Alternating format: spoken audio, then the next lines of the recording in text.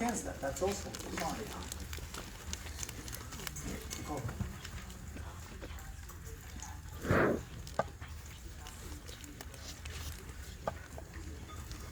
So the goal of PTH is to make sure we have enough calcium. And for that, since osteoclasts are the one degrading bone, then by degrading the bone, we will get more calcium in the blood. If we do too much of this, will that have an impact on our bone? Yes or no? Yes. So is that a good thing or a bad thing? It's a bad thing if it's too much, right? So why do we choose to do this if it's a bad thing? Priorities. That's the issue here, right? Because right now it's more important that we will have adequate levels and concentrations of calcium in the blood because we need it for our muscles to contract, we need it for our nervous system to signal. So it comes on the expense of the bones. Now this takes place all the time. It's not that your bones are degraded all the time, but this is one of the ways when we supply the blood enough calcium. This is one of the reasons why if you go to the doctor and you do a blood test and you say, oh, my calcium levels are wonderful, it doesn't say anything whatsoever about your bones. You might right now suffer from a very strong lack of calcium in your bones. In order to know what's going on with your bones, you need to do a bone test, and they test the actual bone density. Okay? So that's the idea. When it comes to minerals in general, if you see something is wrong in your blood test, that's pretty alarming. That doesn't have to be alarming, but has to call for action. But if you see everything is cool, minerals-wise, it doesn't say anything. Okay? Okay, so let's go back here. We focused on this part. Again, if we have falling concentrations of calcium in the blood, then chemoreceptors will get signals, and as a result, PTH will be secreted by the parathyroid hormone, or the parathyroid glands, and they will secrete parathyroid hormones. And what the parathyroid hormones will do, they will increase the synthesis, but especially they will increase the activity of the osteoclasts. So you have more osteoclasts there, but it's basically working with the osteoclasts that are already there and making them more active. Okay? Great. So we recovered the calcium levels, but at some point maybe we had too much, and too much is just as bad as too little. So what do? We need to bring it down. What would you do? What would be a good mechanism to do that? Never mind what's the hormone, but what would you do as a mechanism?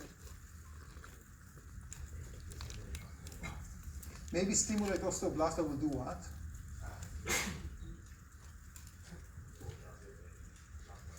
So they are going to, I'll use the term deposit, okay?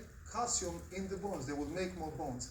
Now, interestingly, first of all, the hormone itself is going to be secreted by the thyroid gland, and it's called calcitonin. While there is some activity on the osteoblast, actually the main activity is by inhibiting osteoclasts, okay? So we see some more synthesis of osteoblasts, but the main way calcitonin works is by inhibiting osteoclasts. So again, you have less degraders, more builders, you are depositing more bone. Now these are calcitonin and PTH. This is true. I gave you one major target, which is the bones. They will do multiple other things. For example, PTH will increase the absorption of calcium from the intestine, where you ate, and into the blood, and eventually into the whole body. Okay, that's one example. Synthesis of vitamin D. We talked about the importance of vitamin D in calcium absorption. We'll have more vitamin D in the presence of PTH, etc. The main thing I'm going to focus on is just the bones, because this is the focus here on how homeostasis is eventually changing our bones. Any questions about this? Osteoclast versus osteoblast, and we're back into remodeling, right? It happens all the time, and it's the issue of balance. The last thing I want to say when it comes to the skeletal system is to talk a little bit about homeostatic imbalances or disorders. And the one that you're pretty much familiar with is going to be called what? Osteoporosis, right? It's affecting many, many people, mainly females, but not just females, mainly after menopause, but not just after menopause. If I ask you, and we didn't learn about this yet, but if I just ask you based on your general knowledge, someone who suffers from osteoporosis, I'll use she, it can be he, okay? But she's mainly suffering from lack of what? I'll count to 3 and you'll say what you know. 1, 2, 3.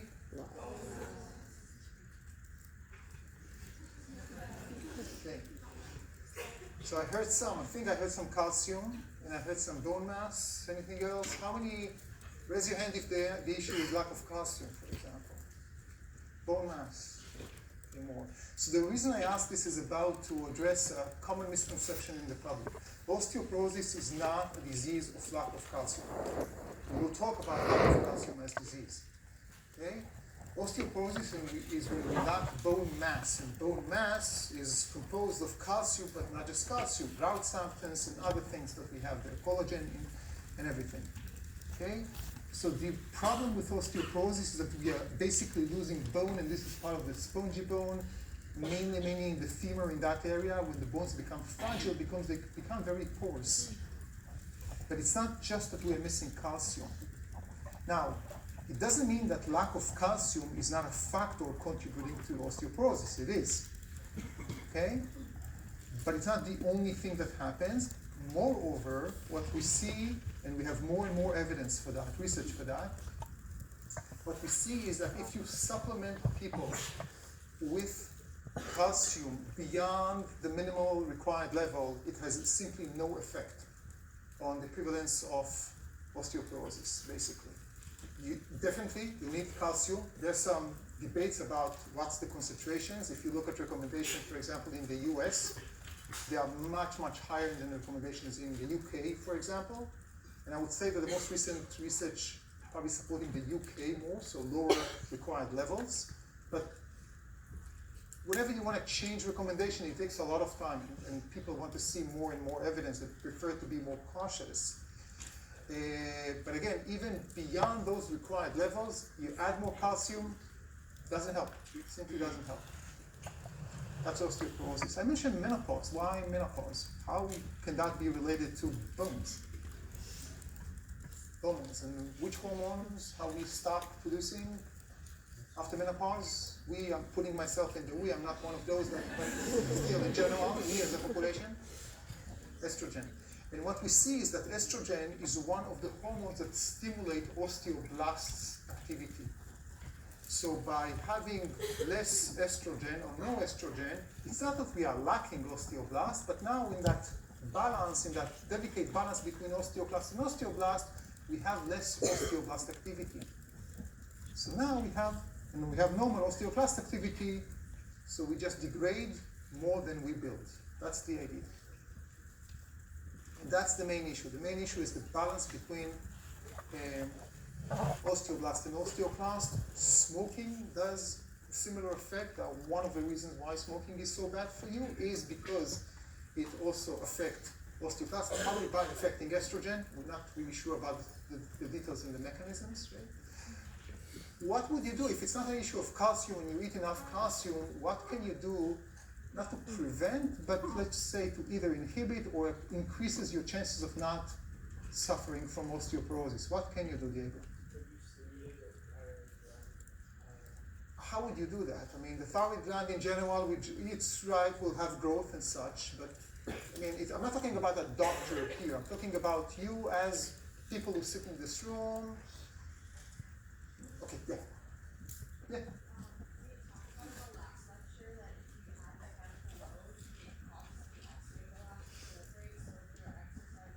Wonderful. There is no better solution, I would say. I don't want to call it cure because not a cure, but no better factor that helps preventing rather than loading, and a dynamic loading. Because when you just load something, it's tension and compression when you are loading, and it's very dynamic. You are putting tension here, compression there, tension there, and you're basically loading all the time. You stimulate remodeling, you stimulate osteoblast activity. Okay, and this is something we see a lot. Mechanical, it can be body weight, it can, of course can be weights. I'm not talking about running and jogging and all of this, which is wonderful for so many other things, including muscles that we will discuss, but I'm talking specifically about osteoporosis. By the way, if you go and look at weightlifters, like real professionals, you will see the bones, it's not just they have more muscles, they really have thicker bones. That's exactly the case. Okay. The last thing I do want to say a word is about what happens when we don't have enough minerals and specifically enough calcium. And we have two diseases that are related to this. So this is really lack of calcium in the blood. Typically not because not eating enough calcium. Can you imagine what other factor can we be missing? Vitamin D. This is mainly when we have vitamin D, lack of vitamin D. And there are two diseases here. One is called osteomalacia, and the other one is called rickets. The same pathology, basically. The only difference is the age. So rickets is how we call it when we talk about lack of calcium in children, while osteomalacia is lack of mineralization, or especially calcium in adults. Two versions of basically the same disease. Of course, some differences exist, but I'm talking about the main things. Right? And one of the things that you can see is that if this is rickets, and this is the time, remember, when the bones are still growing, one of the problems is lack of calcium, because of lack of calcium in the diet, or vitamin D. This used to be, I want to say common, but not uncommon, even in the US. The 20s, the 30s of the 20th century, until people were more aware of that, more vitamin D, more supplementation, more calcium in the diet, etc. So you can imagine why we have these twisted bones, because the bone is not growing as it should be. Right? It's not as rigid. Remember the exercise we did in the class last time when we asked 2 lectures ago, what will happen if we don't have the minerals, right? So this is not completely rubber band, because we still have some calcium, but as it grows abnormal. Another thing that is really interesting is the fact that these long bones are typically longer than usual. Now this is not about being not rigid enough, right? But they are longer than usual. So I want you to think about this. Based on what we learned, what can contribute to this? You already have one question in the exam, right? About insulin and fat. Here's your second question. 38 more, and you get yourself 100.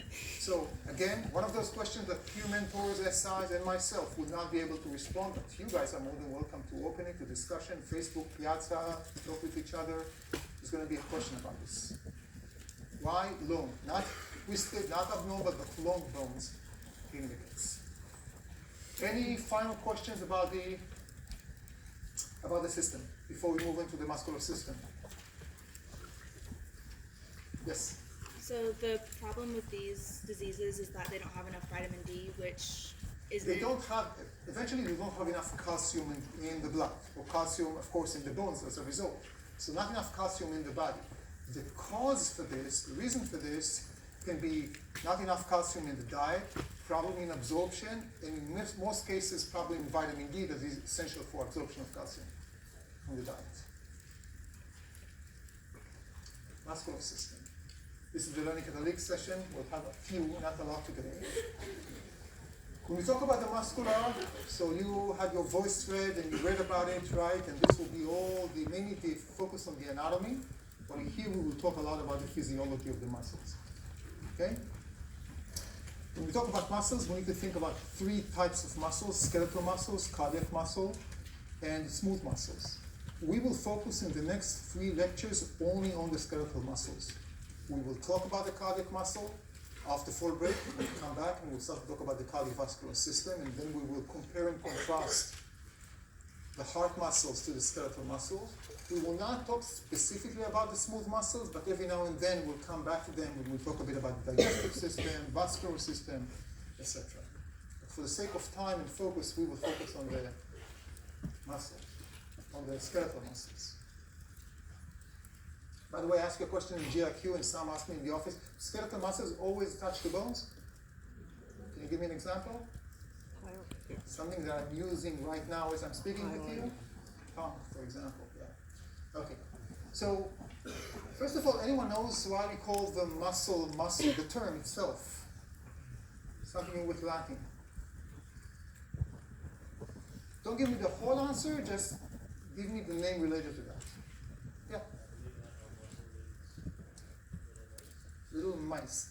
Okay, I'm looking for a volunteer, someone who works out and wants to show off their biceps. You don't need to take off your shirt, don't be embarrassed or anything like that, but if I show you my biceps, there will not be any. Come on, I need to find a volunteer. I don't want to call on someone. He still needs to volunteer. Thank you. Let's first of all encourage our volunteers. Your moment of glory. Come here. Come to the front. We're going to have high lights for this.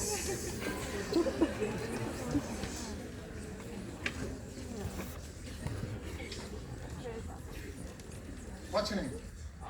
Thomas, thank you. Come on. Right here. Thomas, can you keep your shirt on? But can you take off like this so we can see your impressive white outfit? First is to pump not just once, but pump a few times your biceps, okay? So, and please show it to the camera. What I want you to see and to focus is on what the first anatomy saw. So when you look at Thomas' biceps, what you see is something crawling beneath the skin. Can you see that moving? Right? This looked to them like a mouse is running inside the muscle. And mouse in Latin, mus musculus. This is how we came up with the term muscle. Okay? Then thanks, Thomas, again. For those who are interested, I have all these details and everything, so just contact me and I'll send them.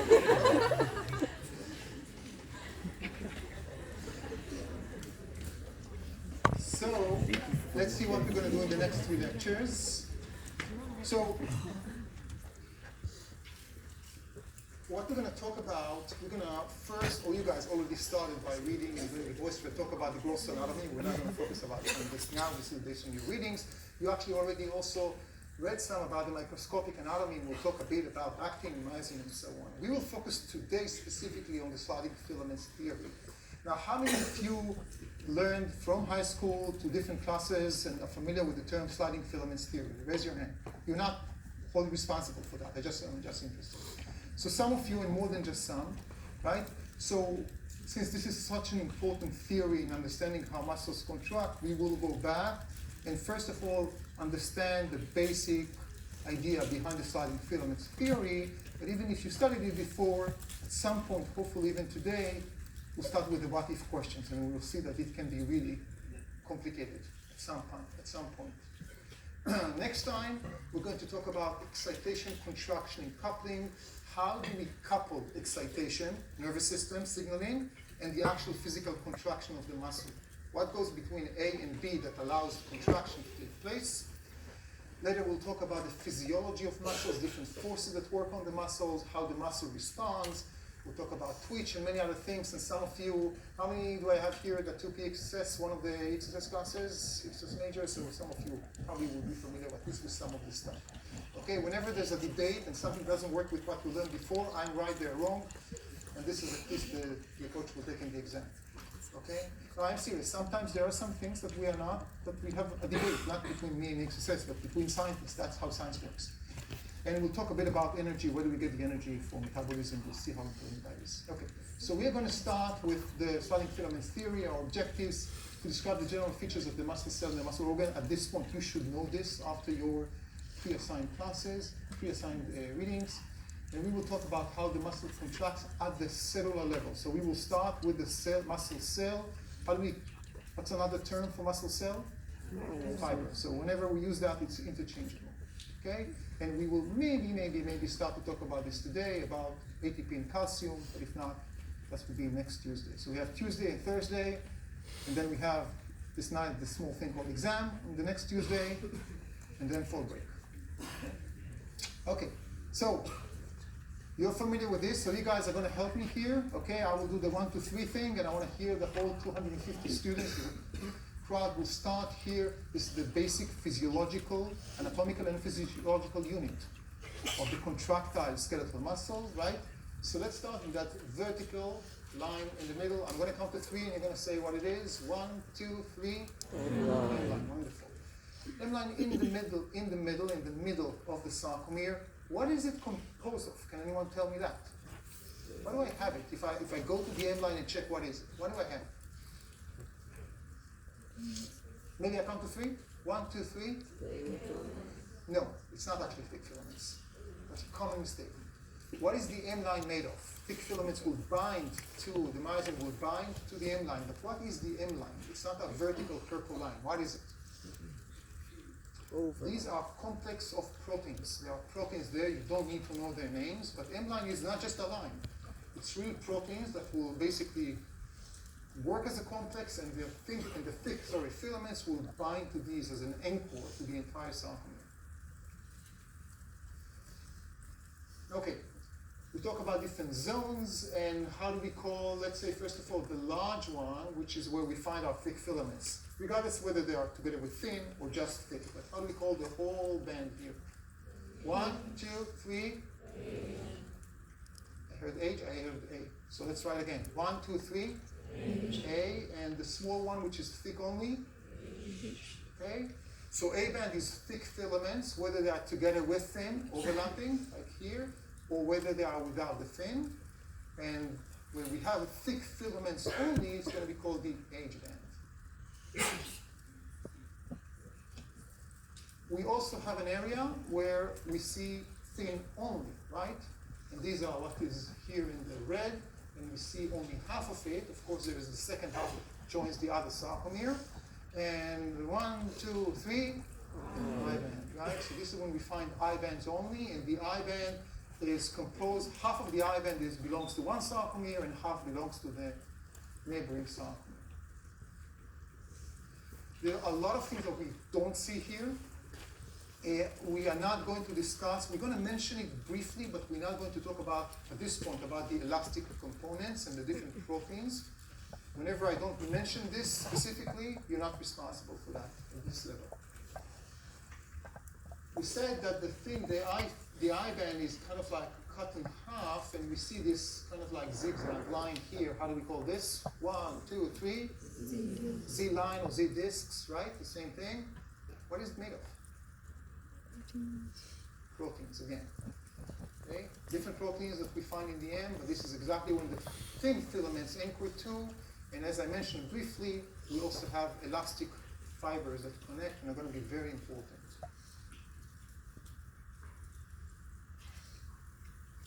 Starting with any questions, okay? As we are progressing through the starting filaments theory, we're talking about, these are not just lines, right? These are real proteins. What are the thick filaments composed of? Thick filaments, myosin, and we have the actin as the thick filaments, right? Now, it's important to understand, especially for those of you who took only little biology, just Bio 101, that when we think about two molecules, such as actin and myosin, right? These are two partners that can bind to each other. It's extremely important to remember that not every two molecules, for example, every two proteins that we just put together will be able to bind to each other.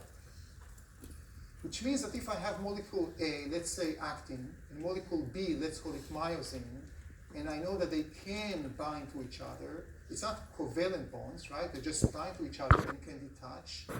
What do I have to have on each of them? What do I have to have on myosin in order for actin to bind to it? I want to hear the term. Diego, you want to give it a shot? I see. Active site, or we just call it the actin binding site on myosin. So this is critical because specificity is a key here. It means that if I just put actin and myosin together, I have to have a free, available actin binding site on myosin, and the actin itself should be available as well, right? So here are the thin filaments with the actin. Actin is a filamentous actin, or F-actin, which is composed of, it's a polymer of many G-actins, globular actins. So each globular actin is that small, bean-shaped, color-labeled thing that you see here. When we have a polymer, Okay, we have a long filamentous actin.